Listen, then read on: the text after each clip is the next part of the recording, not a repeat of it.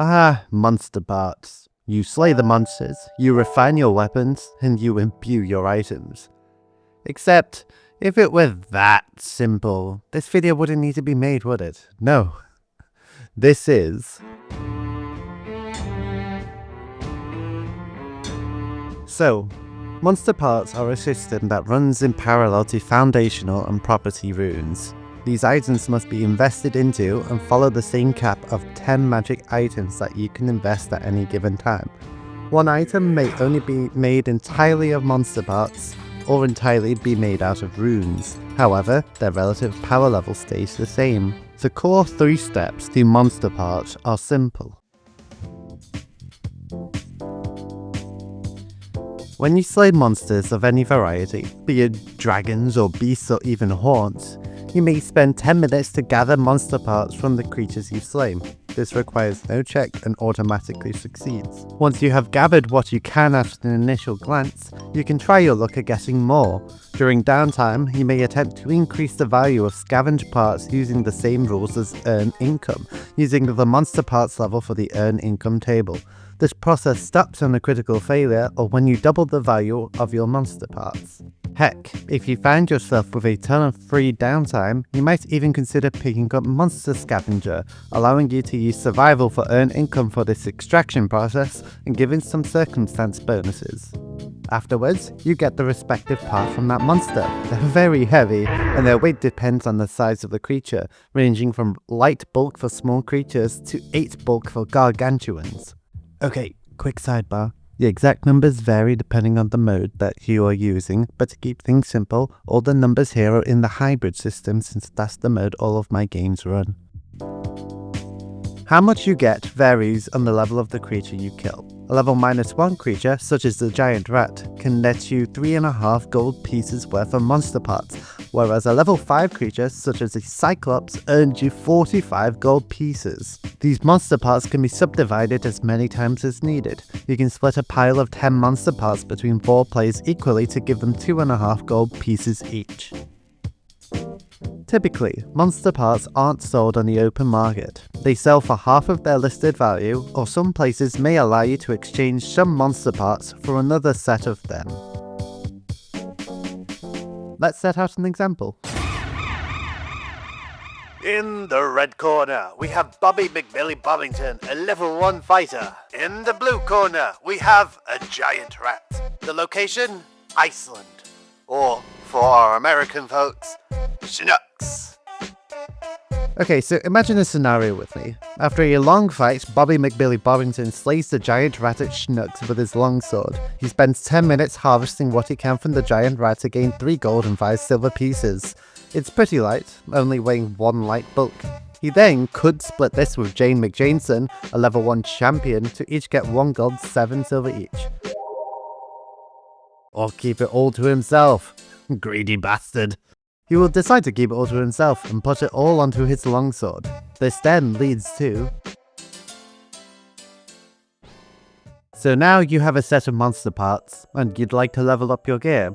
That's a great choice if I do say so myself. Mainly because I'm writing this guide. So, at any point after gathering items, you may graft them onto your weapons. It's useful in this aspect to think of monster part goal values as bundles of experience points, and in this way you are literally leveling up your gear. The process is instant and takes no amount of time or actions. This also does not require a check. All you do is select what gear you want your monster parts to go onto, as long as it makes sense to go on that bit of gear, and the amount of monster parts you would like to put on, and then boom, it's done. The next time you have a long rest and hit your daily preparations, if your gear is at the required gold value amount, it will level up. Now, the keen-eyed among you may have seen that the monster parts need to make sense to refine your gear. For weapons, you need to think about what type of damage a creature could do with an unarmed attack to determine whether it will be eligible to refine that weapon. For armor, think of materials like hairs, fibers, or silk for unarmed or light pieces of armor like explorer's clothing, or any hard components like bones or horns for heavy metallic armor. Ultimately, the GM has a final say on what monster parts are eligible. In my games, for example, I like to simplify it and allow any damage type that is on that creature's stat block. To refine items in Foundry, all you need to do is press C to open up your character sheet, go to your inventory, press Edit Item, press Edit Refined Item, and then click and drag monster parts from your inventory. Select how much you'd like to move across and hit OK.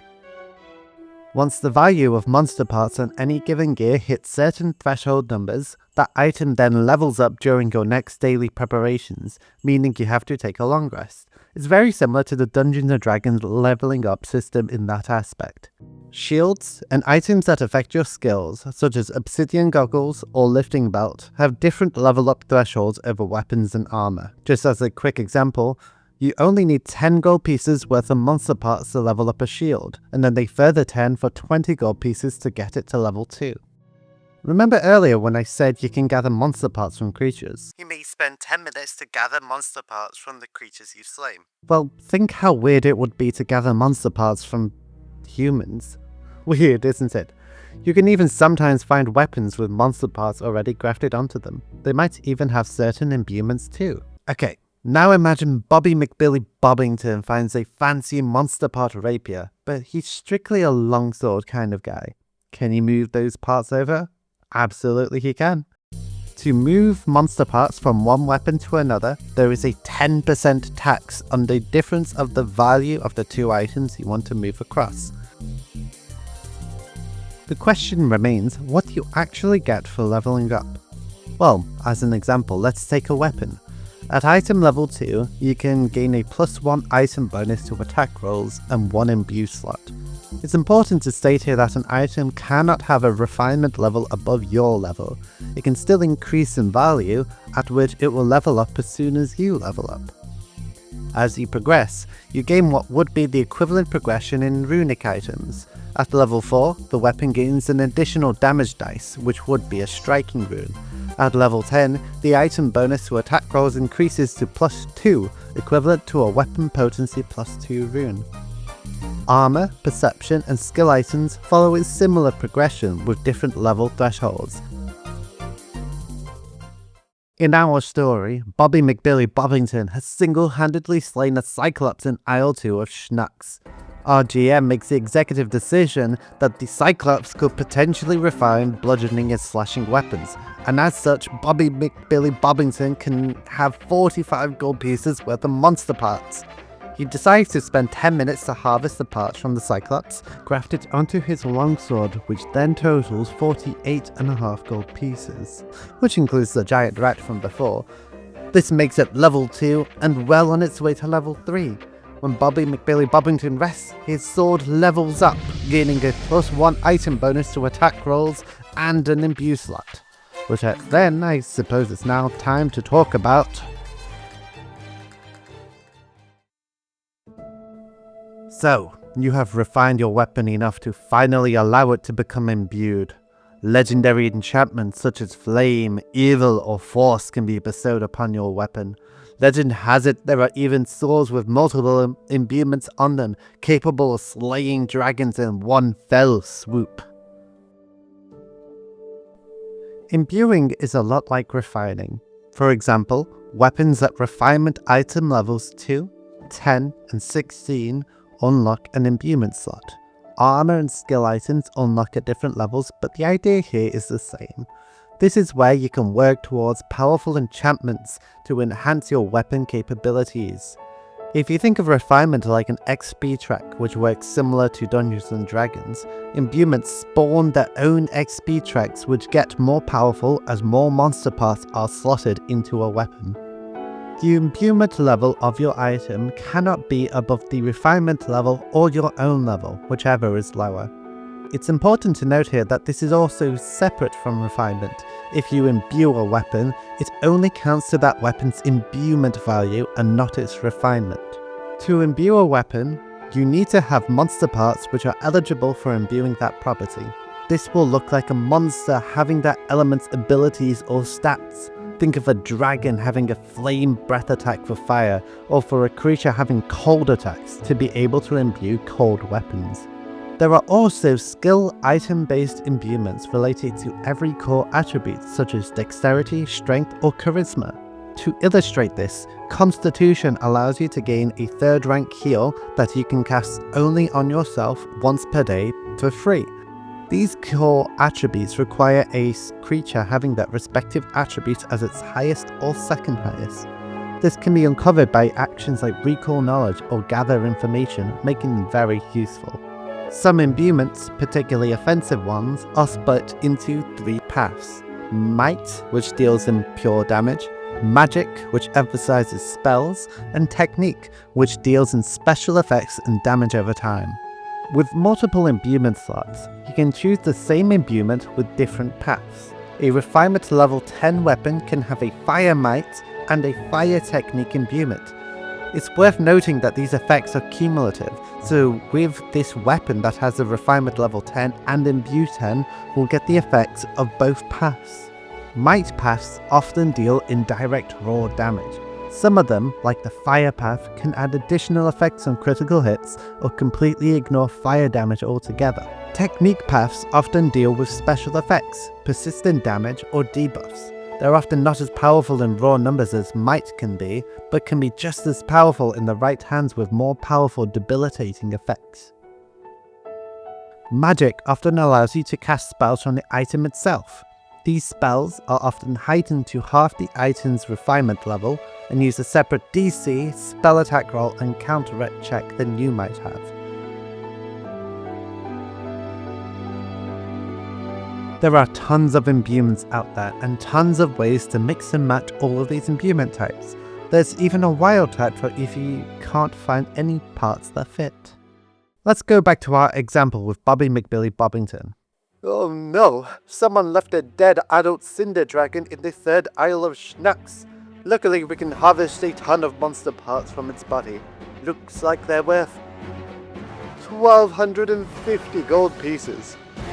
We've skipped a bit further into our adventure, and at this point Bobby McBilly Bobbington is level 6. His longsword also has a refinement level 6, giving him 2 total damage die, plus 1 status bonus to attack rolls, and an imbuement slot. Our adventurer hasn't chosen what he wants for his imbuement slot, but luckily this giant cinder dragon has made things very easy. Bobby McBilly Bobbington decides to imbue the core of the cinder dragon into his weapon, giving it the flaming imbuement. Bobby chooses the Fire Might path and puts 250 gold pieces into it to bring it to level 6. This gives the weapon 1d4 additional fire damage. So we still have 1,000 gold pieces worth left over. Bobby McBilly Bobbington also has an unrefined set of chainmail he's been wearing all this time.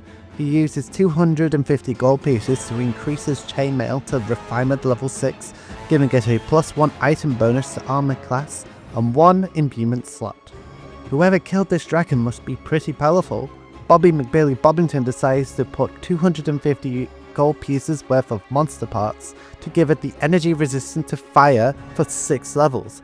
This now gives the armor a resistance to fire damage for 6 points of damage whilst it is worn and invested. Did you know there's 2 compendia for imbuement properties? There's a regular one, and there's the strange and unusual bestiary, which includes a ton of wild and wacky options like reaching and returning. It's worth mentioning that a key addition from Strange and Unusual is the addition of refining Staves. Staves can be treated as a weapon or a magical staff capable of casting spells. You can refine both sides, the martial or the magical, however they are separate from each other and are refined independently from each other. Staves can also not be imbued.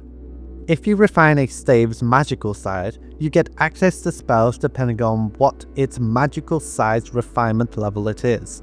This follows the restrictions on casting spells from a stave, where it needs to be on your spell list and from a domain you can cast from. Thank you so much for watching.